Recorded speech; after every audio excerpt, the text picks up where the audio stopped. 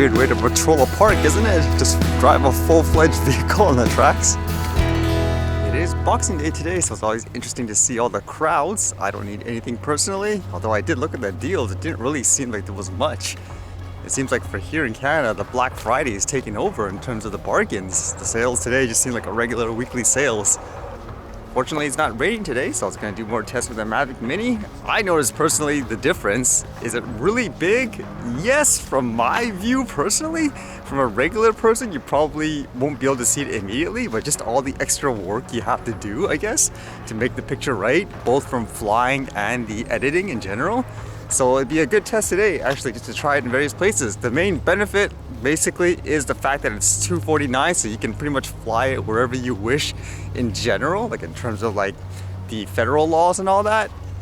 Were you able to see a huge difference from the first video to the second one from yesterday as an example? Again, I could tell the difference. I just know if you have like a smaller screen and everything like that, you probably can't tell as much. I just know in terms of the details and stuff, I can tell there's a difference. I quickly read this today. Apparently, I guess drone ID is going to be a thing potentially in the US pretty quick. It says, press release, US Department of Transportation issues proposed rule on remote ID for drones. The US Department of Transportation's Federal Aviation Administration today announced a proposed rule that will continue the safe integration of unmanned aircraft systems, commonly called drones, into the nation's airspace by requiring them to be identifiable remotely. Remote ID technologies will enhance safety and security by allowing the FAA, law enforcement, and federal security agencies to identify drones flying in their jurisdictions, says U.S. Transportation Secretary Elaine L. Chao. The FAA will seek input on the notice of proposed rulemaking for remote identification of UAS that today was placed on display at the Federal Register. In the coming days, it will be accompanied by a 60-day comment period to receive public feedback and help the FAA develop a final rule to enhance safety in the skies over the US. And it says here, quote, as a pilot, my eyes is always on safety first, said FAA Administrator Steve Dixon. Safety is a joint responsibility between government, pilots, the drone community, the general public, and many others who make our nation so creative and innovative.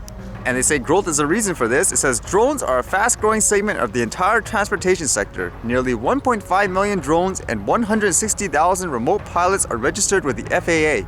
Equipping drones with remote identification technologies would build on previous steps taken by the FAA and UAS industry to safely integrate operations, including the small UAS rule, which covers drones weighing less than 55 pounds, and low altitude authorization notification compatibility.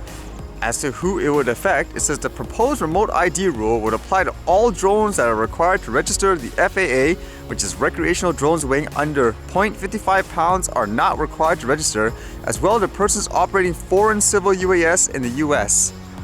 As you guys know, DJI is going to release that little app thing or whatever where anyone with a smartphone can apparently identify their products just like that. So I guess the stuff is coming.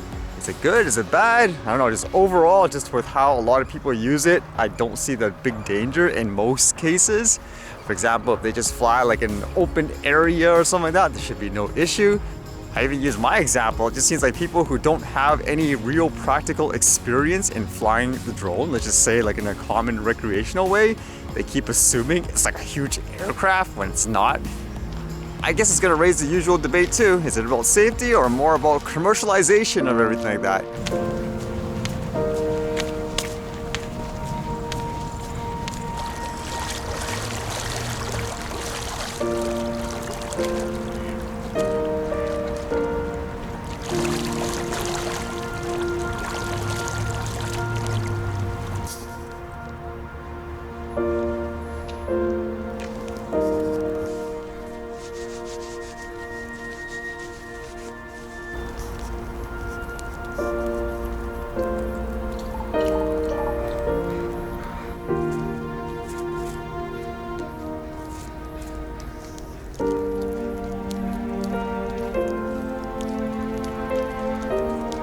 It's kind of cold today, a little bit. Not very windy, but a little bit. And when I was flying the drone a bit, it had things like, for example, oh no, battery warning and all that. I'm like, what the heck? The thing's only like, what, 50 meters in the air, battery warning? I'm guessing it could be just the wind or whatever, even like the slightest breeze, which is expected, I guess, for that little tiny drone and all that, plus the weather here. Be another test though, just to see again with things like quality and stuff like that. Because again, I can tell the difference just from yesterday. I don't know if anyone else could, like just visually. Obviously, you can't compare it exactly to something like the Mavic Pro because it's a lot bigger too. But just in terms of, I guess, testing so far, we'll see how the quality is overall. Because again, my initial thoughts for this would be more as an emergency backup, just in case, for example, you have to capture something and then you can't get past all that regulation and so forth, whereas this would allow you to, at least here in Canada.